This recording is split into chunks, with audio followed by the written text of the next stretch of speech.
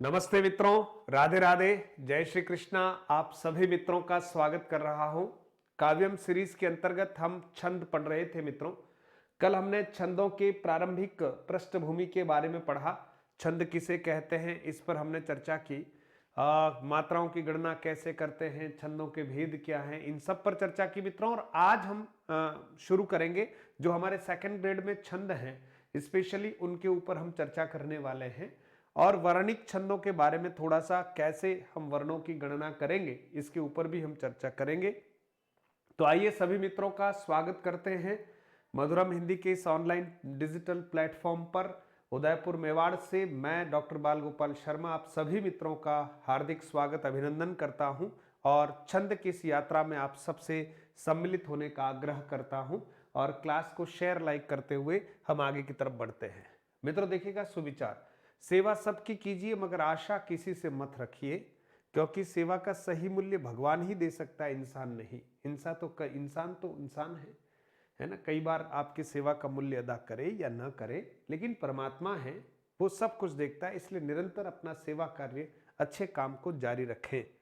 चलिए शुरुआत करते हैं। दोहा, चौपाई, रोला, उल्लाला, गीतिका, हरिगीतिका छंद जो हैं इनको हम देखने वाले हैं मित्रों। तो आइए शुरुआत करते हैं। सबसे पहले गण की बात करेंगे, क्योंकि गण को हमें समझना है। गण को हमें समझना है तो आप सभी ध्यान दीजिएगा। हम सबसे पहले गण पर ही चर्चा करेंगे।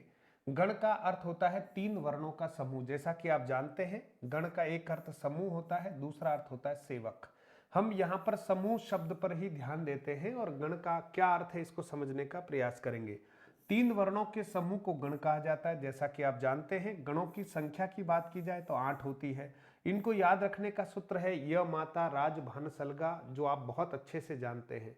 य माता राज भान सलगा, ठीक है। य का अर्थ यगण होता है ना। माँ का अर्थ यहाँ मगण होता है, ता का अर्थ तगण होता है, और रा का अर्थ रगण है मित्रों, और ज का अर्थ जगण है, भा का अर्थ भगण है, न का अर्थ नगण है, स का अर्थ सगण है, और ल सॉरी ल का अर्थ लघु है, और गा का अर्थ गुरु है। तो हम सभी इसको अच्छे से जानते हैं। य मा ता रा ज भा न स, और फिर है ल गा। इसका मतलब है लघु और गुरु, है ना, याद रखने के लिए। ये हमारे गण हैं। और ये गण कितने हैं? 1 2 3 4 5 6 7 8। तो 8 हमारे गण होते हैं। और गण जो है वो तीन वर्णों का क्या है मित्रों? समूह है। इसलिए यमाता यानी य गण का जो वर्णिक क्रम है ना, वो वर्णिक क्रम है यमाता। यानी क्रम क्या रहने वाला है कि य आप देखिएगा लघु, मां गुरु और ता गुरु, यानी इस तरह का वर्णों का क्रम रहने वाला है। अगर ये समूह हमें मिलता है तो इसको हम य गण कहेंगे काव्य की पंक्ति में। तो आइए इसको हम आगे विस्तार से समझ रहे हैं। जितने मित्र हमारे जुड़े हुए हैं वो सभी अच्छे भाव से जुड़े और इस कक्षा का आप पूरा पूरा आनंद लीजिएगा।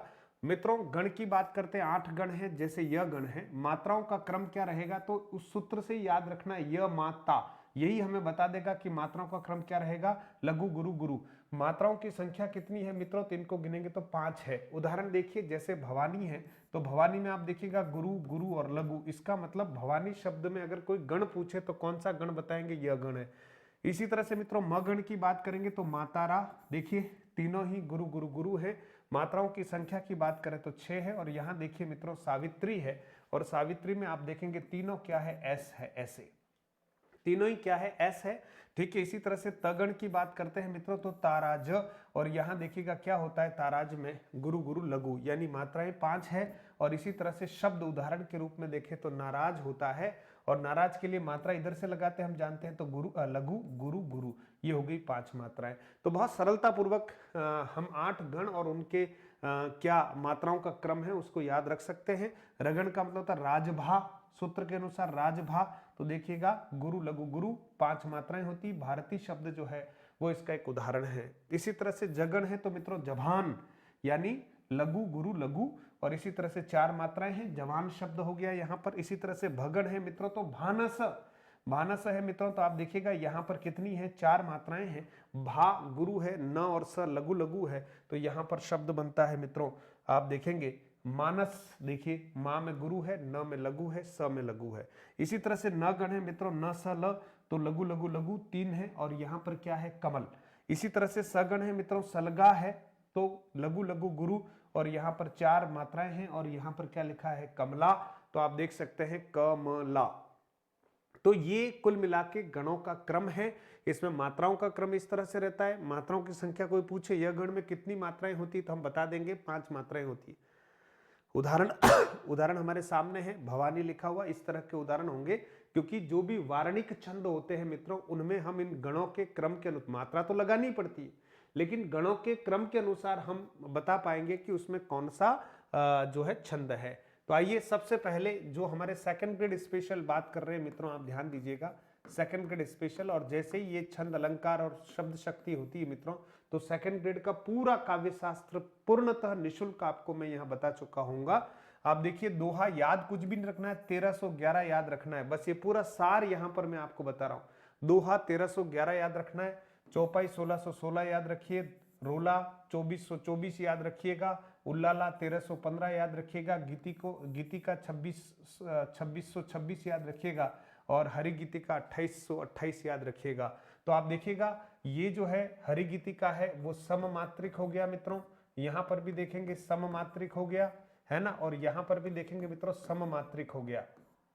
ठीक है, तो 3 हमारे पास सममात्रिक है, चौथा ये भी सममात्रिक है ना, चौपाई। तो 4 तो सममात्रिक है, और दोहा और उल्लाला अर्ध सममात्रिक है मित्रों, अर्ध सममात्रिक है, अर्ध सममात्रिक है। तो कुल मिला के हमारे सिलेबस में अगर आप देखेंगे, एक वार्णिक छंद है, 1 या 2 वार्णिक छंद है, कवित्व और वो जो भी है हम आगे देख रहे हैं, ठीक है ना, द्रुत विलंबित। बाकी आप देखेंगे मात्रिक छंद हमारे पास सिलेबस में कितने हैं, 6 हैं, और 6 में से 4 सममात्रिक हैं और 2 अर्ध सममात्रिक है। आइए एक एक पर हम चर्चा करते हैं। पहला छंद है हमारा दोहा, याद रखना है 1311, 1311 याद रखिएगा। साधारण छंद है ये, अर्ध सममात्रिक छंद है ना, क्योंकि पहला और जो तीसरा चरण है उसमें 13 मात्राएं होगी, दूसरा और चौथा चरण है उसमें 11 मात्राएं होगी। तो 2-2 चरणों में समान मात्राएं हैं, इसलिए अर्ध सममात्रिक कहेंगे मित्रों। ठीक है, अब आप देखिए आगे बढ़ते हैं। यहां पर आप देखिए अपभ्रंश का जातीय छंद है। दोहा छंद के बादशाह बिहारी कहे जाते हैं। दोहा छंद के बादशाह किसको कहा जाता है, बिहारी को। अपभ्रंश का जातीय छंद है, अर्ध सममात्रिक है, साधारण छंद है, और देखिएगा दंडक नहीं है, साधारण छंद है। लक्षण क्या होते हैं, इसके विषम चरणों में 13-13 और सम चरणों में 11-11 मात्राएं होती है। सम चरणों के अंतिम 2 वर्ण गुरु लघु होते हैं, ध्यान रखना, अंतिम जो 2 वर्ण होते हैं वो गुरु लघु होते हैं। और दोहा छंद में किसी भी चरण के आरंभ में जगण या तगण नहीं आना चाहिए। ये बहुत मोस्ट लक्षण है जो प्रायः हमें नहीं लिखाया जाता है। तो दोहा छंद के किसी भी चरण के आरंभ में जगण और तगण नहीं आना चाहिए। जगण का मतलब जबान है और तगण का मतलब ताराज है। इस तरह का कॉम्बिनेशन दोहा छंद के किसी भी चरण के प्रारंभ में नहीं आना चाहिए, बाकी जगह ठीक है।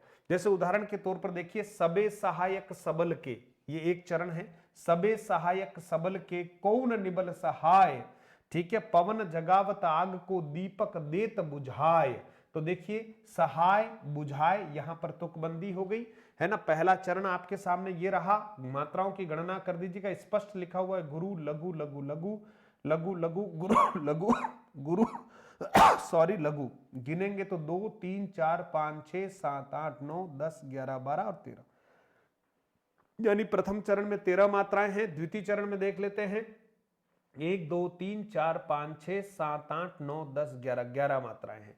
ठीक है मित्रों, तो पूरा विवरण और पूरा मात्राओं सहित आपको यहां पर बता रखा है, आप अच्छे से इसको देख लीजिएगा। विषम चरण जो भी है उनमें 13-13 मात्राएं हैं, सम चरण जो भी है उनमें 11-11 मात्राएं हैं, इसलिए यह दोहा अर्ध सममात्रिक छंद है। क्लियर हो गया मित्रों। और देखिए उदाहरण और देखिएगा, हंस छोड़कर आए कहा मुक्ताओं का देश, और अंत में देखिए गुरु लघु होता है ना, गुरु लघु होता है चरण के अंत में, जहां तुकांत है वहां गुरु लघु होता है ना। तो आप देख लीजिएगा, यहां बंदिनी के लिए लाए क्या संदेश, इस छंद के किस चरण में अशुद्धि है। मेरी भव बाधा हरो, है ना, राधा नागरी सोए, जातन की झाई परे श्याम हरित दूती होए। इसमें मात्राएं बिल्कुल ठीक है, लेकिन सॉरी प्रारंभ में तगण आ गया है, इसलिए यहां इस छंद में हम कहेंगे कि अशुद्धि है, क्योंकि किसी भी दोहे के प्रारंभिक चरण के प्रारंभ में कभी भी तगण या जगण नहीं आता है। तो इस दोहे में यहां पर ये एक अशुद्धि है। ठीक है, ये बहुत अच्छी बात है और ये नेट में आया हुआ प्रश्न है, इसलिए थोड़ा ध्यान रखिएगा। वैसे तो कुछ गलती नहीं दिखती है, लेकिन यहाँ थोड़ी बारीक सी बात है। फिर देखिए मित्रों, चौपाई की बात करते हैं तो चारों चरण में क्या है मित्रों, 16-16-16 जो है वो मात्राएं होती है, इसलिए कोई दिक्कत ही नहीं है। लक्षण की बात करें तो इसके प्रत्येक चरण में 16-16 मात्राएं होती है। अंतिम दोनों वर्ण लघु या गुरु होंगे, ठीक है। और ये सममात्रिक छंद है। चौपाई छंद के प्रारंभ व अंत में तगण जगण नहीं आना चाहिए। चौपाई छंद के प्रारंभ व अंत में तगण या जगण नहीं आना चाहिए, यह भी एक महत्वपूर्ण बात है। प्रारंभ या अंतिम चरण में तगण या जगण नहीं आना चाहिए। सुनि जननी सोहु सुत बड़ भागी, जो पितु मात वचन अनुरागी। तनय तात पितु तोखन आरा, हारा दुर्लभ जननी सकल संसारा। चार चरण आपके सामने हैं और चारों चरणों में अगर आप देखेंगे तो मात्राओं की संख्या कितनी है, 16-16-16 मात्राएं हैं। यहाँ पर भी 16-16 मात्राएं हैं, यहाँ पर भी 16-16 मात्राएं हैं। और अंतिम में या तो गुरु गुरु आएगा या लघु लघु आएगा। लघु गुरु या गुरु लघु चौपाई में नहीं आएगा। गुरु गुरु आ सकता है, लघु लघु आ सकता है। तो यहाँ पर गुरु गुरु दिख रहा है। मात्राएं आप देख सकते हैं, 2 4 5 6 7 8 9 10 11 12 13 14 15 16। तो एक चरण ये रहा। प्रत्येक चरण में 16 मात्राएं होती है। इसके बाद वाले चरण में भी 16 है, यहां भी 16 है और यहां भी 16 है। तो जिस काव्य की पंक्ति में 16 मात्राएं हो और तुकबंदी हो, है ना, अंत में 2 गुरु या 2 लघु हो, वहां पर कौन सा छंद होगा मित्रों, चौपाई छंद होगा। ठीक है, चलिए। जय हनुमान ज्ञान गुण सागर, जय कपीश तिहु लोक उजागर, राम दूत तत्पर धामा, अंजनी पुत्र पवन सुत नामा। दोहा चौपाई है मित्रों। आप आराम से मात्राओं की गणना कर लीजिए। मैंने आपके यहाँ पर एक एक मात्रा जो है अच्छे से लगा रखी है और मात्राओं की गणना करना आप अच्छे से जानते हैं। मित्रों, तीसरा हमारा छंद है सोरठा। सोरठा में ध्यान रखना दोहा का उल्टा है ना, दोहा का विपरीत है। ये देखो, दोहा का विपरीत है और है अर्धमात्रिक सम छंद है, अर्ध सममात्रिक छंद है, लेकिन दोहा का विपरीत है, साधारण छंद है। विषम चरणों में 11-11 और सम चरणों में 13-13 मात्राएं आती है। यानी दोहा में विषम चरणों में 13-13 थी, यहां विषम चरणों में 11-11 है। ठीक है, तो ठीक दोहे का विपरीत है। वहां 1311 है तो यहाँ 1113 है। इतना सा याद रखना। और तुकबंदी नहीं होती है, इसमें ध्यान रखना आप, है ना। तुक विषम चरणों में मिलती, तुक जो है वो विषम चरणों में मिलती, सम चरणों में नहीं मिलती है। सुनत सुमंगल बैन, देखिए यहां पर तुक मिल गई, नैन यहां मिल गई लेकिन आगे नहीं मिल रही। मन प्रमोद तन पुलक भर, सरद सरोरुह नैन, तुलसी भरे स्नेह जल। अब आप देखिए यहां पर तुकबंदी नहीं है, यहां पर तुकबंदी नहीं है। मात्राओं की आप गणना कर सकते हैं। ये रही, इसमें 11 मात्राएं हैं, इसमें 13 मात्राएं हैं, इसमें 11 मात्राएं हैं, इसमें 13 मात्राएं हैं। बिल्कुल तरीके से मात्रा आपके सामने लगा रखी है। मतलब की मनुहार चुपके लावे चुरमो, बिन मतलब मनुहार राब न पावे राजिया। ठीक है, तो आप देख सकते हैं यहां पर भी आप मात्राओं की गणना अच्छे से कर सकते हैं। फिर देखिए मित्रों, रोला की बात करते हैं। अगला हमारा छंद कौन सा है, रोला छंद है। अगला छंद कौन सा है, रोला छंद है। तो प्रत्येक चरण में 24 मात्राएं हैं। रोला छंद के प्रत्येक चरण में क्या है, 24 मात्राएं हैं। प्रत्येक चरण में 11वीं मात्रा पर यति होती है। रोला में ध्यान रखना 11वीं मात्रा पर यति यानी थोड़ा सा विराम होता है। सममात्रिक छंद है, साधारण छंद है। 24-24 मात्राएं होती है, याद रखिएगा। हुआ बाल रवि उदय, कनक नभ किरणें फूटी, भरित तिमिर पर परम प्रभा में बनकर टूटी, जगत जगमगा उठा विभा वसुधा में फैली, खुली अलौकिक ज्योति पुंज की मंजुल थेली। इसमें रोला है और रोला में 24-24 मात्राएं होती है। अगर हमें यहाँ 24 मात्राएं मिलती है, गिन लो, 2 4 6 7 8 9 10 11 12 13 14 15 16 17 18 19 20 21 22 23 24। इसका मतलब जहां 24 मात्राएं एक चरण में मिले, चारों चरण में 24-24 मात्राएं मिलती है, वहां रोला होगा। याद रखिएगा, रोला होगा। चौपाई में 16-16 होती है और चौपाई एक है जिसमें 15-15-15 होती है, तो याद रखिएगा। ठीक है मित्रों, सममात्रिक छंद है। फिर देखिएगा उल्लाला, 15 और 18 अर्ध सममात्रिक है। जैसे दोहा है वैसे ही उल्लाला होता है। अर्ध सममात्रिक छंद है, साधारण छंद है। विषम चरणों में 15-15, पहले ध्यान रखना, विषम में 15-15 और सम में 13-13 है। तो करते अभिषेक पयोद है बलिहारी इस वेश की, हे मातृभूमि, हे मातृभूमि तू सत्य ही सगुण मूर्ति सर्वेश की। आप अच्छे से मात्राओं को देखिएगा, गणना कर लीजिएगा। कहीं पर भी कोई त्रुटि हो तो जरूर बताइएगा। ये उल्लाला का क्या है, जो है लक्षण है और आपके सामने उदाहरण भी है। तो विषम में विषम में देखिए आप कितनी मात्राएं हैं, विषम में 15 मात्राएं हैं, ठीक है। और सम में कितनी मात्राएं मित्रों, सम में 13 मात्राएं हैं, ठीक है। जो सम है उनमें 13 मात्राएं गिन लीजिए, 2 3 4 5 6 7 8 9 10 11 12 13। तो सम चरणों में 13 मात्राएं हैं, विषम चरणों में 15 मात्राएं हैं, उल्लाला छंद कहलाएगा, ठीक है मित्रों। और बढ़ते हैं अपन, देखिएगा गीतिका, है ना, परीक्षाओं में आ गया है गीतिका छंद मित्रों, है ना। अभी फर्स्ट ग्रेड में गीतिका छंद अभी 15 तारीख को आया है, बहुत सरल है, 26 मात्राएं हैं, ठीक है। रोला में कितनी है मित्रों, 24 मात्राएं हैं। गीतिका में कितनी है, 26 मात्राएं। हरि गीतिका में कितनी, 28 मात्राएं। तो सममात्रिक साधारण छंद है मित्रों, प्रत्येक चरण में 26 मात्राएं होती, 14-12 पर यति होती है, अंत में लघु गुरु होते हैं, अंत में लघु गुरु होते हैं, याद रखिएगा, अंत में लघु गुरु होते हैं। धर्म के मग में अधर्मी से कभी डरना नहीं, चेत कर चलना कुमार्ग में कदम धरना नहीं, शुद्ध भावों में भयानक भावना भरना नहीं, बोधवर्धक लेख लिखने में कमी करना नहीं। मित्रों यहां तक अगर आपको समझ में आ रहा हो तो जरूर कमेंट के माध्यम से मुझे अवगत कराएं, और कोशिश करें कि आप जो तैयारी कर रहे हैं उसमें सकारात्मक चिंतन रखते हुए, अनावश्यक दबाव न लेते हुए, अभी जितना समय है उस समय का सदुपयोग करते हुए हमें तैयारी करनी है। बहुत सारे बच्चे हमारे इस समय उद्विग्न हो जाते हैं, बड़े एग्रेसिव हो जाते हैं, तो ये आपकी तैयारी में कमी वाले पक्ष को जाहिर करेगा। 1-2 चैप्टर कहीं आगे पीछे हो रहे हो तब भी उनको थोड़ा सा पढ़ने का आप प्लान बना लीजिए, है ना, थोड़ा पढ़ लीजिए उनको। और मेरी ओर से भी कोई एक आध चैप्टर अगर कहीं ऐप में कम डाला गया है, 2 चैप्टर कम डाले गए, तो वो हम डालने के प्रक्रिया में आगे बढ़ रहे हैं। आप कहीं पर भी उद्विग्न न हो, है ना। आप तो जो है उसको एक बार अच्छे से करते रहिए, जो आएगा उसको भी देख लीजिएगा, ठीक है मित्रों।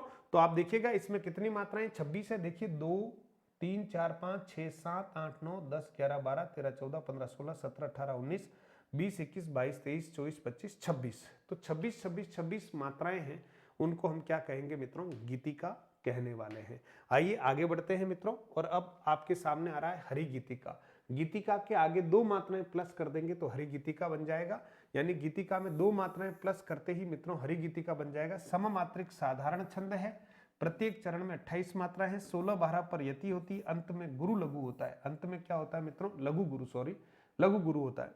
तो संसार सॉरी, स्वास्थ्य पूरा ठीक नहीं है मित्रों।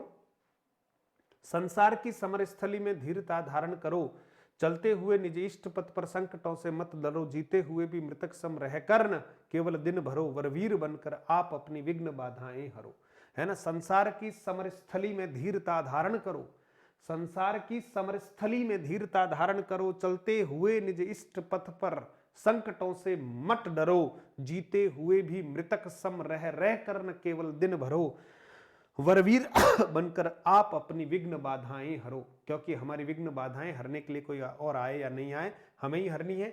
आप तो मात्रा देखिए 2 3 4 5 6 7 8 9 10 11 12 13 14 15 16 17 18 19 20 21 22 23 24 25 26 27 28। इसका मतलब प्रत्येक चरण में 28 अगर मात्राएं हैं हमारी मित्रों, तो आप मान के चलेगा वहां पर कौन सा छंद है, हरिगीतिका। ये भी एक प्रकार से साधारण छंद ही है, ठीक है। और प्रत्येक वर्ण में यहाँ पर कितनी मात्राएं हैं मित्रों, प्रत्येक वर्ण में प्रत्येक चरण में 28 मात्राएं हैं।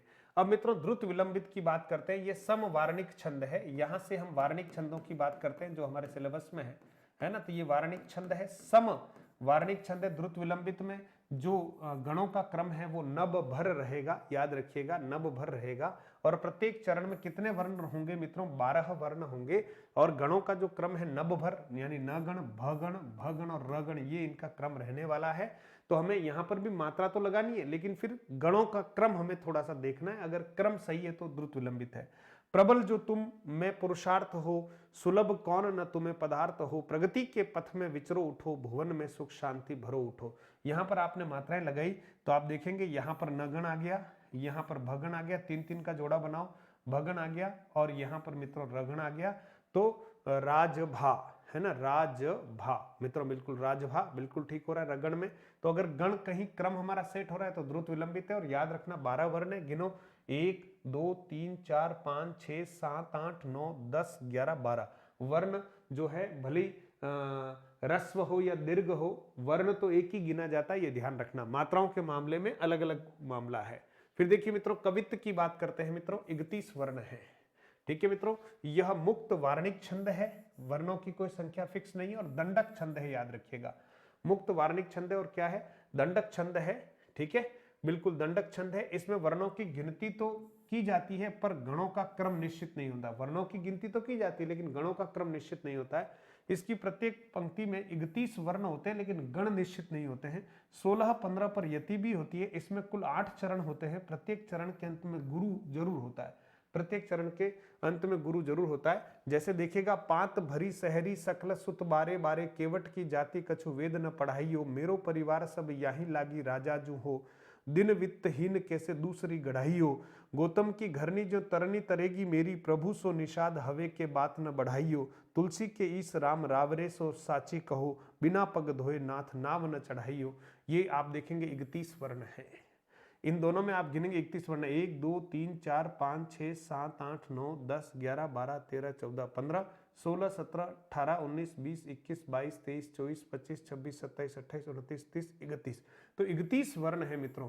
कुल कितने वर्ण होते हैं? 31 वर्ण होते हैं। ये एक चरण है, दूसरा चरण है, तीसरा चरण है ना, और ये चौथा चरण है मित्रों। तो यहाँ पंक्तियां 8 होती है ना। इसमें कुल 8 चरण होते हैं, यानी पंक्तियां 8 होती है। चरण की अगर बात करें तो 8 चरण होते हैं, और इनमें यति की बात करते हैं तो 16-15 पर यति होती है। यहाँ पर 16 है और इसमें 15 है, तो 16-15 पर क्या होती है? यति होती है। तो मित्रों, मैं आशा करता हूं कि आपको आज जो हमने सेकंड ग्रेड स्पेशल जो छंद बताए हैं वो आपको समझ में आ गए होंगे। एक बार जो लेट जुड़े हुए हैं उनके लिए पुनः मैं स्लाइड को नंबर 1 से शुरू कर देता हूं, और आशा करता हूं कि आप इस बात को अच्छे से समझ जाएंगे। जितने भी मित्र जुड़े हुए हैं वो क्लास को लाइक करते हुए, है ना, कक्षा का हम समापन करेंगे। आपको अच्छी कक्षा लगे तो आप जरूर शेयर कीजिएगा, और अच्छी नहीं लगे तो कम से कम खुद पढ़ लीजिएगा। देखिएगा, यहाँ से हमने गणों का क्रम सीखा था। यह माता राज भान सलगा वाला उदाहरणों सहित बात की थी। मात्रा कितनी कितनी क्या क्या रहेगा, है ना, मात्राओं का क्रम क्या रहेगा वो भी हमने देख लिया था। दोहा देख लिया। ठीक है मित्रों, चौपाई देख लिया। ये दोहे के 2-3 उदाहरण देख लिए मित्रों। ये बहुत महत्वपूर्ण उदाहरण था। इसमें तगण आ गया प्रारंभ में, इसलिए यहाँ अशुद्धि मानी गई है इस दोहे छंद में। चौपाई 16-16-16 मित्रों। इसके बाद सोरठा जो है 11-13 है मित्रों, ये ध्यान रखना। इसके बाद ये उदाहरण है। और फिर रोला मित्रों 24-24 सममात्रिक छंद है। उल्लाला 15-18 अर्ध सममात्रिक छंद है ना। तो विषम चरणों में 15-15 है, याद रखिएगा। गीतिका में 26-26 सममात्रिक छंद है। फिर देखिएगा हरि गीतिका में 28-28 होते हैं। ये 2 वार्णिक छंद है मित्रों, द्रुत विलंबित जो 12 वर्ण होते हैं, नवभर क्रम है। और कवित्त जो है 31 वर्ण तो होते हैं लेकिन गणों का क्रम फिक्स नहीं होता है। तो मित्रों, आज सेकंड ग्रेड के संदर्भ में अगर मैं बात करूं तो मैंने आपके पूरे कर दिए हैं क्या छंद। अब आप आराम से पढ़ते रहिएगा मित्रों। बहुत बहुत आभार, है ना। धन्यवाद। और पीडीएफ के लिए आप जरूर टेलीग्राम चैनल ज्वाइन कीजिएगा। और आप पहली बार अगर इस चैनल पर आए हैं और आपको लगता है कि मुझे सब्सक्राइब करना चाहिए तो सब्सक्राइब कर लीजिएगा। लाइक करना आपका काम है, शेयर करना भी आपका काम है। बहुत बहुत धन्यवाद मित्रों। फिर हम अलंकार की कक्षा में आगे मिलते हैं। तब तक के लिए मुझे इजाज़त दीजिएगा। आज रात्रि 9 बजे के सेशन में संस्कृत शिक्षा विभाग का जो हमारा पेपर हुआ है, हिंदी का बहुत अच्छा पेपर आया है, उसका अपने दृष्टिकोण से विस्तृत विश्लेषण आपके सामने पेपर सॉल्यूशंस करवाने वाला हूं। समय मिले तो रात्रि 9 बजे जरूर जुड़िएगा। बहुत बहुत धन्यवाद मित्रों।